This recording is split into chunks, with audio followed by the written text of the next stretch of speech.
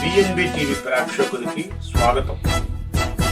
ఈ రోజున ఒక విషయాన్ని మీకు తెలియజెప్పాలని వచ్చాను మీ ముందుకి.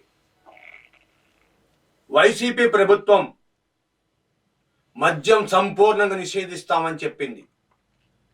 కానీ మద్యంతోనే మందు బాబులతోనే వాళ్ళ జీవితాన్ని గడుపుతున్నారు. అయితే ఇదే నిదర్శనం, ఇదే తార్కాణం విశాఖపట్నం దక్షిణ ఎమ్మెల్యే గణేష్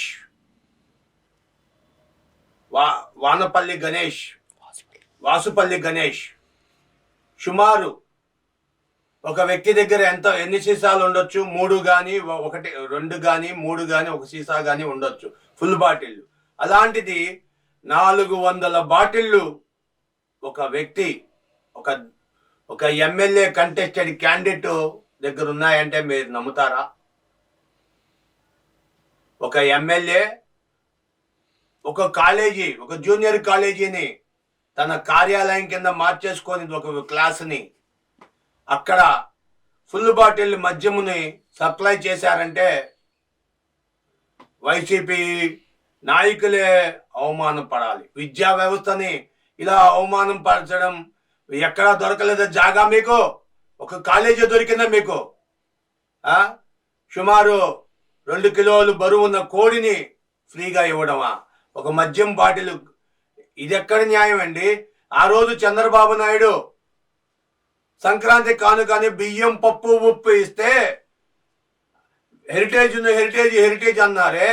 ఈ రోజు మీరు మీ దొంగ మద్యాలు ఇస్తారా? లేకపోతే ఎక్కడి నుంచి తెచ్చిచ్చారు మద్యం? 400 సీసాలు. రేపు రాబోయే పార్టీ విశేషాలను తెలుసుకుంటూ సమావేశాలు పెట్టుకొని మీరు ఎలా మీ వ్యూహాలను పెట్టుకొని ఒక్కొక్క కార్యకర్తకు ఒక్కొక్క ఫుల్ బాటిల్ మద్యమా? చూడండి, ఆ ఫోటో చూడండి. ఆ గణేష్ చేసేది ఇది ఎంతవరకు సహజం? పోలీసులు కళ్ళు తెరవట్లేదా? ఒక ఫుల్ బాటిల్ 2 కిలోలు వెయిట్ ఉన్న కోడిని ఇవ్వటమా? ఇది ఎక్కడ న్యాయం అండి? ఈయన అసలు రాజకీయ నాయకుడేనా? రేపు గెలుస్తాడా? చుట్టుపక్కల ప్రజలు నోటి మీద వేలేసుకుంటున్నారు. ఇదెక్కడ ప్రచారం, ఇదెక్కడ న్యాయం అని. ఇదెక్కడ న్యాయం అండి? అసలు ఈ పద్ధతి ఏమన్నా న్యాయమేనా? జగన్మోహన్ రెడ్డి దృష్టికి వెళ్ళలేదా ఇది? ఎలా పంపిణీ చేయమన్నాడు? ఒక విద్యా వ్యవస్థను ఇలా నాశనం చేయమన్నారా? ఒక విద్యా వ్యవస్థలో ఒక రూముని ఆయన కార్యాలయం కింద వాడుకుంటాడా? ఇదేనండి? ఇదేనా మన సంస్థ భావి భారత పౌరులకు మనం తెలియజేయాల్సింది, విద్యార్థులకి?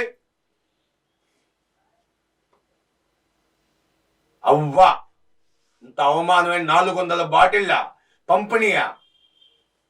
ఇది ఎక్కడ న్యాయం అండి? ఇది ఎక్కడ న్యాయం? మీరే ప్రజలే బుద్ధి చెప్పాలి. మీ అభిప్రాయాలు కామెంట్ రూపంలో తెలియజేయండి. Thank you for watching our channel. Share చేయండి, లైక్ చేయండి. Thank you.